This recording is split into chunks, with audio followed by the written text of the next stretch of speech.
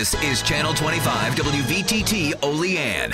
Now, from the Twin Tiers' biggest broadcast news operation, this is the 6 o'clock report with Jeff Andrulonis and Alexa Olson. Listen on News Radio 96.7 WVTT or watch on News Channel 25 WVTT television. WVTT proudly presents the 6 o'clock report. Good evening, I'm Alexa Olson. Jeff Andrulonis is off tonight, topping the 6 o'clock report. Questions still remain in that deadly house fire that killed 3 in Bolivar, New York. Terry Green was able to get out of the inferno and safely rescue one of the grandchildren, 14-month-old Charlie. But the house went up in flames, not giving the other 3 a chance to escape. Investigators are now confirming that there were oxygen and propane tanks that exploded inside the house, which added to the severity of the fire. WVTT spoke with Jim Beaton Jr., the Bolivar fire chief, who said that they are still waiting to interview one key witness. There was oxygen bottles. There was a propane tank in there. There was household goods. Nothing at this point that, he was on oxygen. They had a propane tank in there. Nothing that out of the ordinary in a house that was exploded. But there was a few explosions when that's what we're believing they're from. But we cannot pinpoint at this point. So we are waiting to interview Terry Green again and kind of get a little bit more information when he was leaving, what he saw, where it was at, so we can pinpoint it a little closer for cause. Okay. Now, at this point, it may even end up being undetermined. The amount of loss of the house, we may not be able even to make a determination. Also, we have an update for you on the fatal shooting that happened at the Empire State Building in New York City. 2 people were reportedly shot dead earlier this morning and 8 others injured after a gunman allegedly opened fire. According to news outlets out of New York City, NYPD rushed to the scene and shot the gunman dead. Reports suggest that the gunman was a disgruntled employee. Well, Rally in the Valley is in full swing, and there were plenty swinging at the street dance last night. WVTT's Derek Smith was there and got an up-close look at one of Olean's summer traditions, running a decade strong. Starting this Wednesday, each day a different event will take place for the week-long Rally in the Valley. And on the corner of Lawrence and Union Street last night, street dance took place. Everybody arrived in their motorcycles, and there was even a raffle for this weekend, raffling off 2 Harley Davidsons. When the night fell, a live band played some tasty jams, food was available, and of course, people were dancing.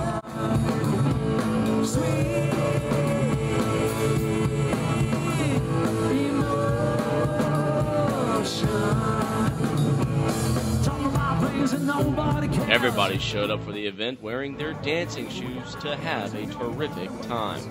Tonight for Rally in the Valley, it's Pink Night, and Saturday night, Certos Brothers Fun and Games will take place. So if you didn't come out last night, come out tonight and Saturday at the Bradner Stadium. And Rally in the Valley is not the only thing going on this weekend. It was Freshman Move-In Day yesterday at St. Bonaventure University, so WVTT sent a camera crew down to campus to see how the new students are settling in and what their biggest concerns are when classes commence on Monday. With school just around the corner, St. Bonaventure campus was packed today. That's because it's Freshman Move-In Day, and the St. Bonaventure freshmen are getting prepared for this year's challenges, such as scheduling, classes, waking up early, and for some of them, meeting their roommates for the very first time, while holding back the inevitable pressures and emotions that the first year of college might bring. Some shared how the process is going. It was nice. It was a little chaotic, but that was nice. I like the place. Moving day was good. It was just a lot of stairs coming up to the 3rd floor. I was nervous, to kind of get everything up and get situated, but we were on the 3rd floor, so it was a little tough moving stuff up. But otherwise, I love our dorm, and everything kind of went smoothly, so it was great. Yeah, it was a little stressful at first, but once everything got settled and stuff, I really love my room now, and I slept so good last night, so I'm not worried anymore.